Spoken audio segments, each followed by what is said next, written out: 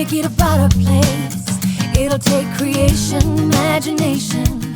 Try to draw outside the... Hello everybody, this is Tina with Loving Life's Little Blessings, and I have my calendars for you guys. They are pretty much complete.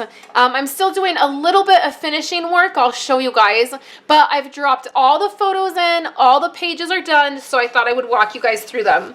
So something really sad happened. I filmed my very last page, which was June, and I lost the footage. There was a few videos a couple weeks back that I lost when I was transferring everything, and that was one of them.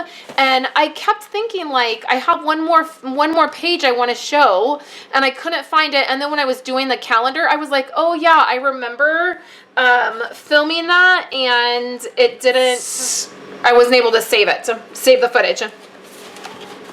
So here is the first page. So this is my mom's album, and I'll show you a little accident that happened in a minute with the other calendar. But this is my mom's. So I've dropped the photos in, you can see, and then I've done the bottoms. This is what I'm working on right now. So last night I sat and wrote in all of the dates, and you can kind of see, I'll zoom in for you guys. So I wrote in all the dates, and then I wrote in birthdays, and then I also wrote in holidays. And my phone has, I just went on my calendar on my phone, and then it even listed the holidays and everything, so it was really easy. So now I'm just going through, I'll get my Cricut out and I'll cut letters out for the months that have strips of paper. So what I do is I do on the very bottom part, I do a strip of paper, and then I do no paper. And then I do a strip of paper and then no paper. So the reason I do that is so I can rotate between cutting the letters out on my Cricut for the months and then stamping. Like for February, I'll just stamp February, and it'll be a little bit easier. It breaks it up and makes it a little bit easier for me. So this is the first one I did. I put the paper in here. I put the strip down here.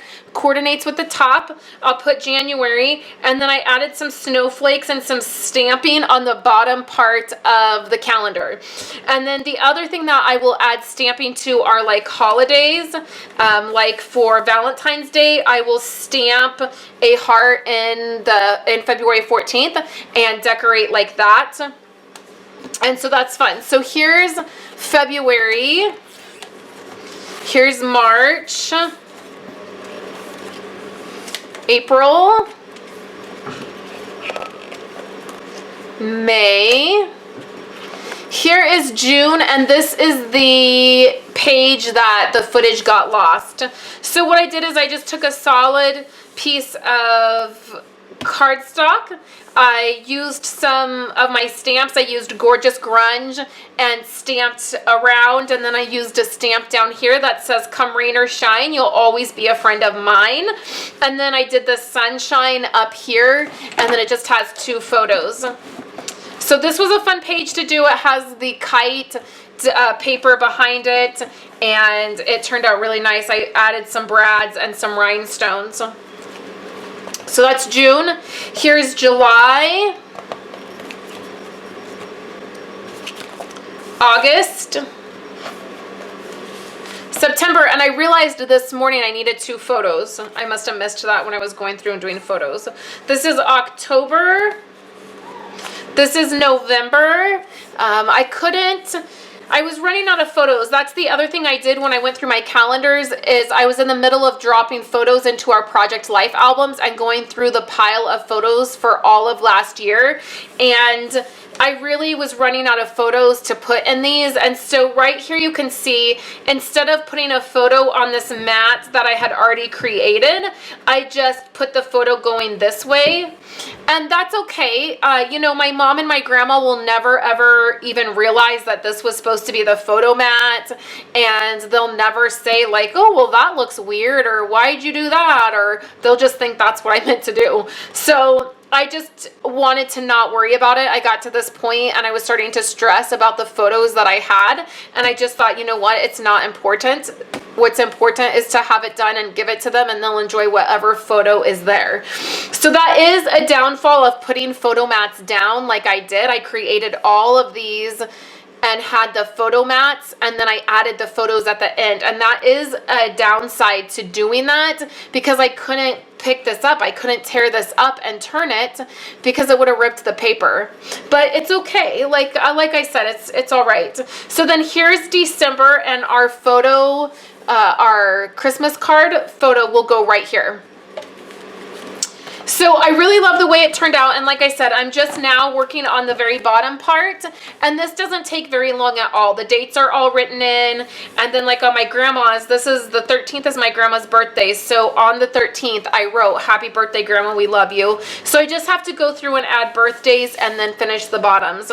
So an accident happened with my grandma's calendar. They were sitting out here on my desk and I was working on them, and I have a stamp cleaner and it was wet, and the calendar got sat in the wet stamp cleaner. So it was fine right here, but it did bleed through to the back part, and I will just do something to fix it. Like I will just add some, this will dry fine. I'll set it under the light and it will dry okay. And this part will be a little bit warped, but that will be okay. And then down here, I'll just do something to kind of blend that in. It's still gonna obviously look like there was a problem, but again, I'm not going to worry about it. I'm not going to stress about it. I'm still going to give her the calendar. She will still love it. There's nothing wrong. I'll just tell her I set it in water and it got wet.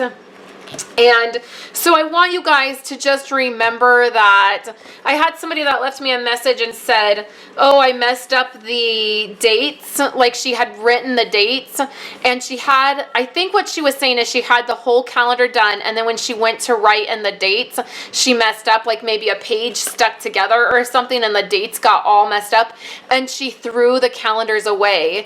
And it broke my heart, you guys. It really broke my heart.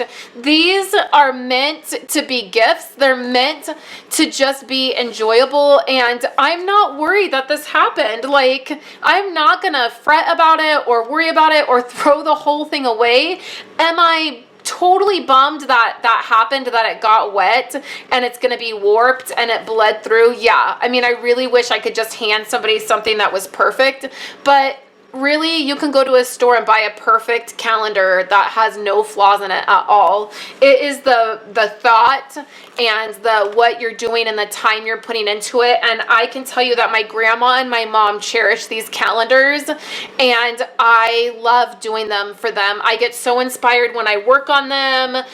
It really sparks my creativity. I get really excited about it, and so I love doing it. And I just want to encourage you guys that it doesn't have to be perfect. It doesn't have to look like it's store-bought. Things happen. If you have to use a little whiteout to white out the dates and rewrite it, at the end of the day, it still is going to be a beautiful gift.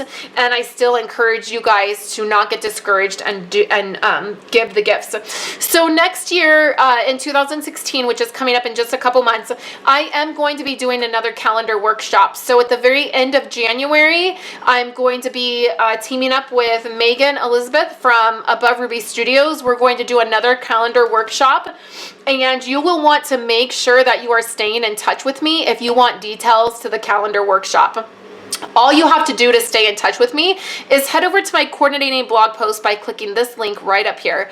At the very bottom of my blog post, you're going to see a little box that says stay in touch with me, get Project Life ultimate guides, Stampin' Up! News, and you just put your email address in there, and then you will receive an email from me once a week where I share with you guys. It's usually on Friday. It's my Memory Keeping Friday post, and I share my ultimate Project Life guides and information about just what's happening, anything that's going on my website, and occasionally I share Stampin' Up! News with you guys because I love it.